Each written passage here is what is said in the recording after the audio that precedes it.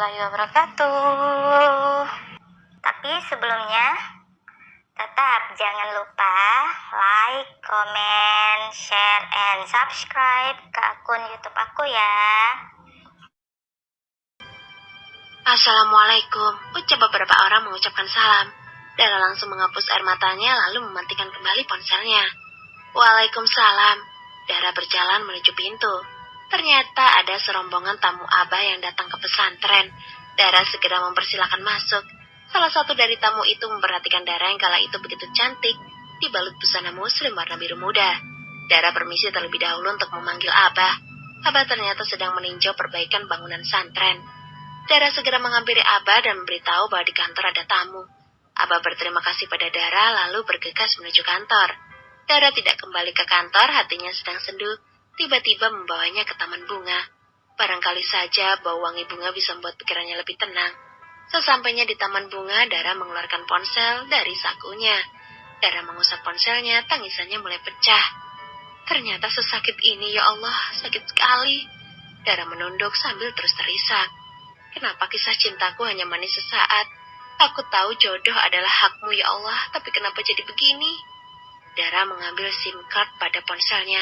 Dara mengamati sejenak lalu segera melemparnya begitu jauh.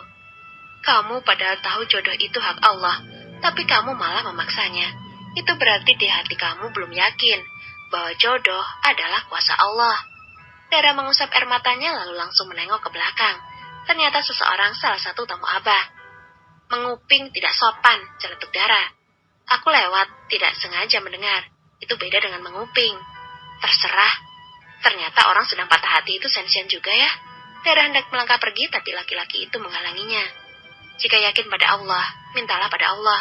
Kan laki-laki itu sejatinya juga milik Allah. Gila saja kalau gue meminta suami orang menjadi jodoh gue. Dara mengerucutkan bibirnya. Laki-laki itu mengerutkan keningnya. Siapa tahu dapat dudanya, ucapnya sambil terkekeh. Gue gak sejahat itu, Bambang. Dara menjulingkan matanya. Awas minggir. Dara menabrak laki-laki itu agar dia bisa lewat. Namaku Zaki, bukan Bambang, teriak Zaki. Dara hanya mengacungkan jempolnya ke atas. Zaki langsung tersenyum. Cantik, tapi sensi. Ku mau Zaki. Dara kini berjalan menuju masjid untuk melaksanakan sholat zuhur berjamaah.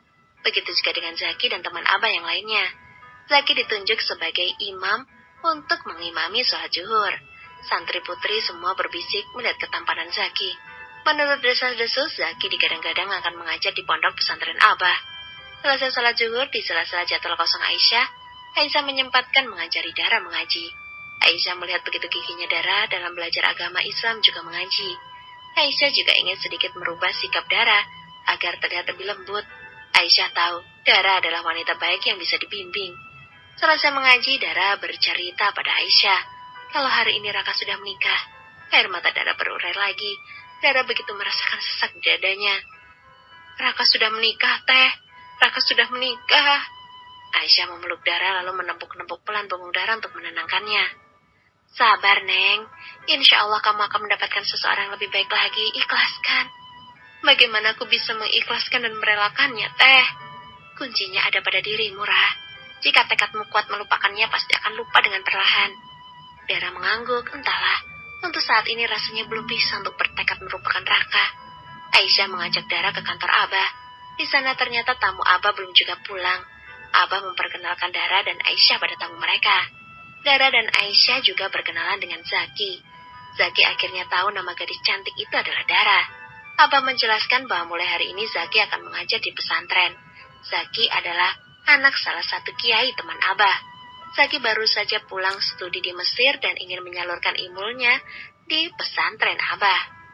Selesai berkenalan, Dara berpamitan pada Aisyah keluar pesantren ingin membeli kartu perdana baru. Aisyah mengangguk dan mengerti kenapa Dara membeli nomor ponsel baru. Jelas saja, ini bagian dari bentuk usaha Dara melupakan Raka. Sebelum ke konter, Dara terlebih dahulu mampir ke warung terdekat milik warga. Di sana Dara membeli beberapa cemilan. Setelah itu Dara berjalan ke konter membeli kartu perdana baru. Mas, yang sinyalnya bagus di sini pakai apa ya? Semua kartu sinyalnya bagus di sini, ujar seseorang di belakang Dara. Dara menengok ke belakang, ia terkejut, ternyata ada Zaki di belakangnya. Loh, kenapa lo di mana-mana? Lo ngikutin gue ya?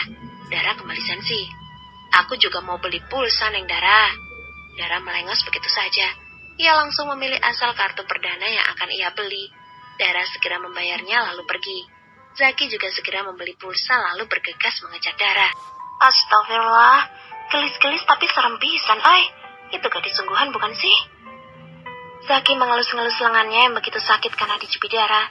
Sampai pesantren napas Dara tersengal-sengal, ia lalu tertawa dengan riang karena berhasil mencubit laki-laki menyebalkan itu.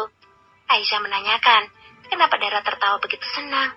Dara menjelaskan pada Aisyah bahwa dirinya sudah memberi pelajaran pada Zaki, karena Zaki selalu muncul di depannya dan mengatakan hal-hal yang menjengkelkan. Ustadz Zakira, tidak mau dia menyebalkan. Aisyah tersenyum, Dara memang seperti itu. Ketus jika tidak menyukai seseorang. Zaki masuk ke kantor, ia melihat Aisyah dan Dara sedang duduk di depan layar komputer. Aisyah, temanmu itu sungguh terlalu. Dia mencubitku sampai merah seperti ini. Zaki berusaha menggulung baju panjangnya untuk memperlihatkan bekas cubitan Dara. Maafkan teman saya, Ustadz Zaki. Aisyah mengangguk sambil menunduk. Teteh, jangan minta maaf. Dara tidak salah apa-apa, enak aja. Kau ini wanita bukan sih? Enak saja meragukan jenis kelamin gue. Dara berdiri lalu berkacak pinggang depan Zaki. Galak sekali, berbeda sekali dengan Aisyah yang lembut. Jangan membanding-bandingkan orang. Nanti kalau lo jatuh cinta sama gue, tahu rasa lo. Zaki mengusap wajah kasarnya melihat wanita ajaib yang ada di depannya. Sudah, kalian berdua kenapa jadi bertengkar di sini? Zaki langsung pergi meninggalkan kantor. Dara langsung tersenyum penuh kemenangan, sementara Aisyah hanya menggelengkan kepalanya melihat Zaki dan Dara yang tidak akur. Di rumah sakit, Michelle datang membawa Samuel. Rosa mengatakan semuanya pada Samuel dan Michelle. Samuel terkejut ketika mendengar Rosa yang tengah mengandung anaknya. Namun Samuel juga merasa senang, karena sudah lama Samuel jatuh hati pada Rosa. Samuel juga mengutarakan niatnya untuk menikahi Rosa. Rosa mengikuti niat baik Samuel. Namun hanya sebatas anak ini lahir, karena Rosa sama sekali tidak mencintai Samuel. Rosa menanyakan juga di kampus keadaannya bagaimana setelah dirinya memposting persiapan pernikahannya dengan Raka. Rosa ingin tahu reaksi Dara, namun Michelle memberitahu bahwa hari ini Dara tidak masuk kampus. Rosa merasa begitu benci dengan Dara. Di samping Dara yang sudah meninggalkan persahabatan mereka, ditambah lagi Raka yang mencintai Dara, membuat Rosa semakin muak dengan Dara. Di kampus, Raka mencari Rizky. Ia berlari ke sana kemari, banyak juga mahasiswa yang heran dengan sikap Raka. Padahal baru saja sejam yang lalu mereka mendapat berita bahwa Raka sedang melangsungkan pernikahan. Tapi kenapa Raka sekarang malah ada di sini? Raka menyusuri di setiap kelas mencari Rizky. Mereka bertemu di persimpangan Fakultas Manajemen dan Fakultas Keguruan. Raka segera berlari ketika melihat Rizky sedang berjalan. Pak Rizky, ada apa? Pak, apa kita bisa bicara di tempat yang aman? Rizky mengangguk, mereka lalu berjalan ke kantor dosen. Di sana mereka duduk berdua. Pak Rizky, tolong beritahu saya di mana Dara saat ini, ucap Raka dengan wajah memelasnya. Untuk apa mencarinya setelah dia pergi karenamu? Saya tahu ini salah saya, Pak, tapi saya akan memperbaikinya, Pak. Saya tidak jadi menikah, Pak. Saya hanya ingin menikah dengan Dara. Rizky tersenyum. Lebih baik untuk saat ini biarlah Dara belajar memperbaiki diri dulu, Kak. Biarkan Dara menemukan jati dirinya sesungguhnya. Tapi aku takut Dara memilih yang lain. Apalagi memilih Bapak. Raka sekilas melirik Rizky dengan wajah malu. Rizky tersenyum. Dia itu adikku. Tidak mungkinlah kami saling mencintai. Aku melindungi Dara seperti melindungi adikku. Aku hanya ingin Dara menjadi wanita yang terus memperbaiki diri. Jodoh itu sudah ada jatahnya, Kak. Buktinya kamu ini. Tidak berjodoh dengan Rosa walaupun rencana sudah tersusun rapi. Saya sarankan lebih baik kamu juga perbaiki dirimu juga, Kak. Jika kalian berjodoh, terpisah jarak jauh, terpisah oleh waktu pun, itu tidak akan menghalangi ketetapan Allah. Nanti juga waktunya pas. Aku akan memberitahumu di mana Dara saat ini. Intinya Dara baik-baik saja di tempat yang terbaik juga. Kamu tidak perlu khawatir. Raka menghembuskan nafas lega. Benar sekali, Pak. Sepertinya saya juga harus berusaha lebih baik lagi agar bisa membimbing Dara kelak. Saya mohon, Pak, jagakan Dara untuk saya. Saya akan menunggunya. Rizky mengangguk lalu memeluk lengan Raka. Raka segera meninggalkan ruangan dosen dengan perasaan kecewa namun lega.